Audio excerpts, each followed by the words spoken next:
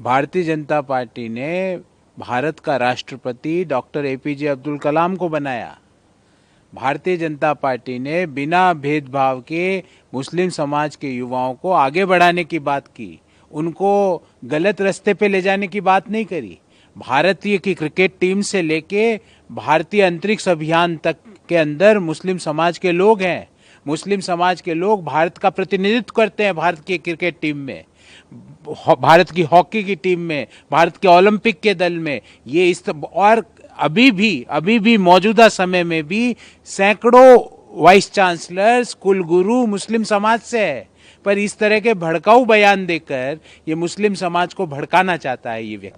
ये व्यक्ति मुस्लिम समाज के हित की बात नहीं करेंगे, उनकी शिक्षा की बात नहीं करेंगे, उनके रोजगार की बात नहीं करेंगे। ट्रिपल तलाक जैसे कानूनों को जिस सरकार ने खत्म किया उस सरकार की बात नहीं करेंगे। जिस तरह जो वक्फ कानून के तहत मुस्लिम समाज के गिने चुने जो ठेकेदार है वो समाज की जमीनों पर कब्जा करते थे, उसको खत्म करने का जो कानून लाए उसकी बात नहीं करेंगे। ये मुस्लिम समाज को भड़काने की बात करेंगे।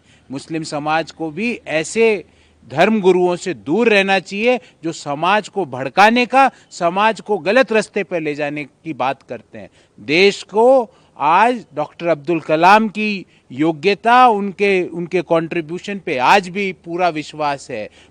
भारतीय तेज गेंदबाज जब क्रिकेट में विकेट लेता है भारत के लिए तो पूरा भारतवर्ष खड़ा होकर उस व्यक्ति के लिए ताली बजाता है। पर इन लोगों के लिए कोई ताली नहीं बजाएगा। ये समाज को बांटने वाली ताकतें हैं और ये न्यू इंडिया है। इस न्यू इंडिया में इस तरह की ताकतों को कुचला जाएगा। ज़ोहरान में जिस तरीके से डेमोक्रेसी में मुलाकात हो रही है, हिंदुस्तान में भी ऐसा होना चाहिए। मैं अपने तरफ से प्रयास कर रहा हूँ। देखिए, शशि थरूर साहब प्रयास कर रहे हैं, अच्छी बात है। पर जो उनके नेता है वो नेता तो पेरू में है। वो पेरू के और कोलंबिया के राष्ट्रपति से मिल सकते हैं, वो भारत में तो रहते ही कम है। वो कभी थाईलैंड जाते हैं तो थाईलैंड के राजा से मिल सकते हैं। वो कभी यूएई जाते हैं तो वहाँ के प्रधानमंत्री से मिल सकते हैं। वो तो अप्रवासी राजनीतिज्ञ हैं। जिस पार्टी में शशि थरूर साहब है उसके नेता अप्रवासी राजनीति, मैं उनके लिए कहूँगा वो राजनीति के साइबेरियन सारस है।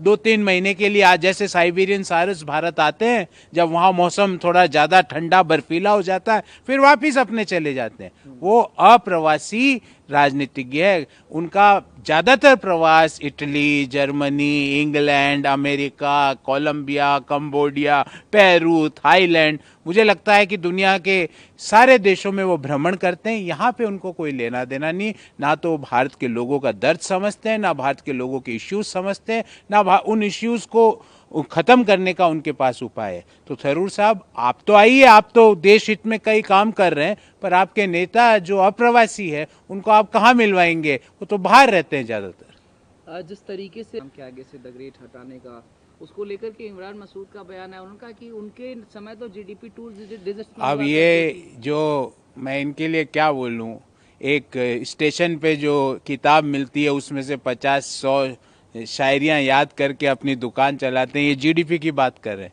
जीडीपी की अवधारणा उस समय आ गई थी क्या? इनको पता है जीडीपी की अवधारणा कब आई? ये उस समय जीडीपी की अवधारणा आ गई थी क्या?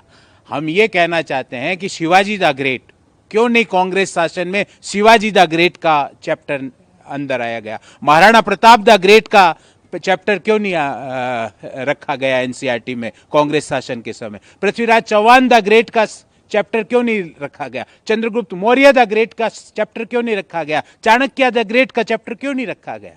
सिर्फ Tipu Sultan the great he होगा, सिर्फ अकबर द ग्रेट ही होगा।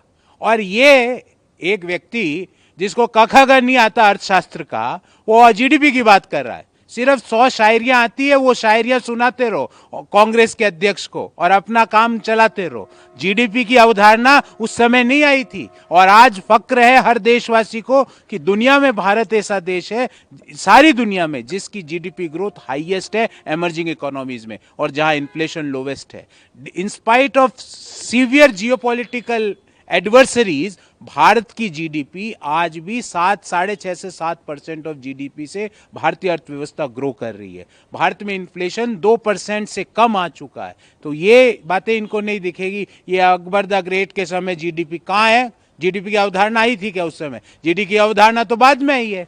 ये इस तरह की बातें बचकाना, ये कांग्रेस अध्यक्ष को सुना सकते हैं, देश के लोगों को मत सुनाइए। उनको कुछ समझ नहीं है तो वो आपकी बात मान लेंगे। समाजवादी पार्टी प्रमुख मिलकर के ये साजिश कर रहे हैं कि हर एक असेंबली कॉन्स्टिट्यूएंसी जहां पर इंडिया अलायंस मजबूत है 50-50 हजार वोटर्स के नाम काटे जाएं, उत्तर प्रदेश और पश्चिम बंगाल में क्रमशः। देखिए, सेम ये कि बात इलेक्शन से 6 महीने पहले तेजस्वी यादव ने की थी, नतीजा क्या हुआ? 25 पे आ गए। सेम ये कि बात ममता बनर्जी और अखिलेश यादव कर रहे हैं, 25 से कम पे आएंगे। मैं पुनः दोहराता हूं, 25 से कम सीटों पर आएंगे ये दोनों, क्योंकि गैर संवैधानिक बात करते हैं। संविधान के अंतर्गत इलेक्शन कमीशन को ये ताकत दी गई है कि वो नियमित रूप से एसआईआर करे। राजस्थान में तो चुनाव नहीं हो रहे, वहां भी एसआईआर की प्रक्रिया चल रही है ना। वहां तो चुनाव अभी 3-4 साल, 3.5 साल दूर है। दूसरे राज्य जहां पे चुनाव नहीं हो रहे वहां भी एसआईआर की प्रक्रिया चल रही है। ये सिर्फ इसलिए ये ऐसी बातें कर रहे हैं क्योंकि जो घुसपैठिए जिनको बाहर खदेड़ा जा रहा है, जो डर के मारे सैकड़ों घुसपैठिए बाहर भाग रहे हैं, ये उनका वोट बैंक था। तो इनको लग रहा है अब तो अपन खत्म हो जाएंगे, क्योंकि हमारा जो वोट बैंक था वो तो जा रहा है घुसपैठिए। इनका नारा था घुसपैठियों का साथ, घुसपैठियों का विकास। भाजपा का नारा है देश के नागरिकों का साथ और देश के नागरिकों का विकास। अखिलेश यादव जी, पुनः दोहराता हूं, ऐसी बातें राजद ने 6 महीने पूर्व की थी, उनका नतीजा देख लो। मैं चाहता हूं आप भी ऐसी बातें करते रहो, 25 से कम पे आके रुकोगे। लेबर लॉज की शीट भी कर रहे हैं, लेकिन सीपीआई की तरफ से बयान है वो आप लोगों को मजदूर विरोधी बता रहे हैं और मोदी सरकार देश के कॉर्पोरेट शोषकों का सीईओ बन चुकी है। देखिए, 1 साल के काम करने वाले को ग्रेच्युटी मिलने का प्रावधान किया गया, तो ये मजदूरों का शोषण है। महिलाओं को समान कार्य के लिए समान मजदूरी या वेतन की व्यवस्था की गई है, तो क्या ये मजदूरों का शोषण है?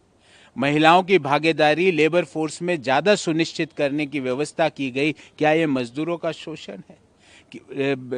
ओवर टाइम के लिए डबल रेट से सैलरी या वेजेस के पेमेंट का प्रावधान किया गया, क्या ये मजदूरों का शोषण है? गिग वर्कर्स के लिए सोशल सिक्योरिटी का नेट बढ़ाया गया, क्या ये मजदूरों का शोषण है?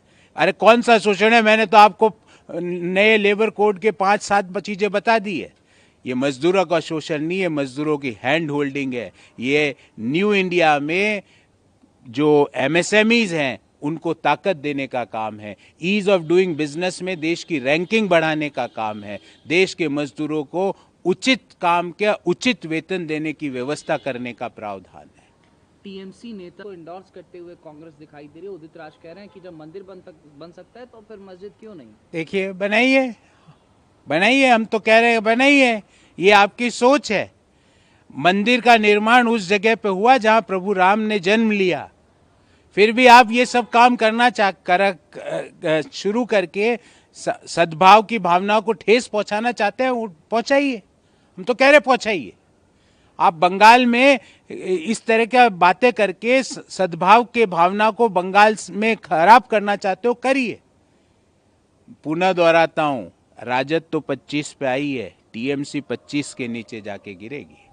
राजद ने तो 25 ले लिए, पर टीएमसी को 25 एमएलए अगले विधानसभा चुनाव में नहीं मिलेंगे, क्योंकि जिस तरफ वो चालू कर रहे हैं, बंगाल के डेवलपमेंट के, बंगाल के प्राइड के, बंगाल के रोजगार के, बंगाल के हेल्थ व्यवस्था पे, बंगाल के महिलाओं के साथ दुष्कर्म होते हैं, भले ही वो आरजीकर अस्पताल हो, लॉ कॉलेज की बच्ची हो, उसके बारे में कोई नीति बात नहीं करेंगे। कहेंगे हम बाबरी मस्जिद बनाएंगे। बंगाल बनाइए, बनाइए, हम भी देख रहे हैं, बनाइए और सद्भाव को खराब करिए। बंगाल के लोग उचित समय पर उचित निर्णय लेंगे, आपको 25 से कम पे लाके खड़ा करेंगे। मणिपुर में संघ कांग्रेस नेता विजय वेटीवार का बयान आया, उन्होंने ये प्रतिक्रिया दी है कि देश में 1.25 अरब हिंदू हैं, कब खत्म हो जाएंगे आप लोग हिंदू जाप करके सत्ता पालें? देखिए, संघ प्रमुख का पूरा बयान वो तो सुनते भी नहीं है, और बयान बहादुर ने बयान भी दे दिया। संघ प्रमुख ने क्या कहा कि हिंदू सभ्यता विश्व के लिए जरूरी है, क्योंकि हिंदू सभ्यता, और जब संघ प्रमुख हिंदू सभ्यता बोलते हैं तो वो पूरे हिंदुस्तान की बात करते हैं, वो कोई एक व्यक्ति की, कोई एक समुदाय की बात नहीं कर रहे। क्योंकि इंक्लूसिविटी, सर्वधर्म समभाव, वसुधैव कुटुंबकम की भावना हिंदू सभ्यता में, हिंदू कल्चर में कूट कूट कर भरी हुई है, और आज दुनिया के हर देश वही बात दोहरा रहा है। तो संघ प्रमुख की बातों को पहले समझो विजय वेट्टीवार जी, फिर बयान दो। आपको हिंदी समझ में नहीं आती है तो किसी से अनुवाद करा के समझो, पर इस तरह के गलत तोड़ मरोड़ के संघ प्रमुख के बयानों पे अपनी प्रतिक्रिया ना दीजिए।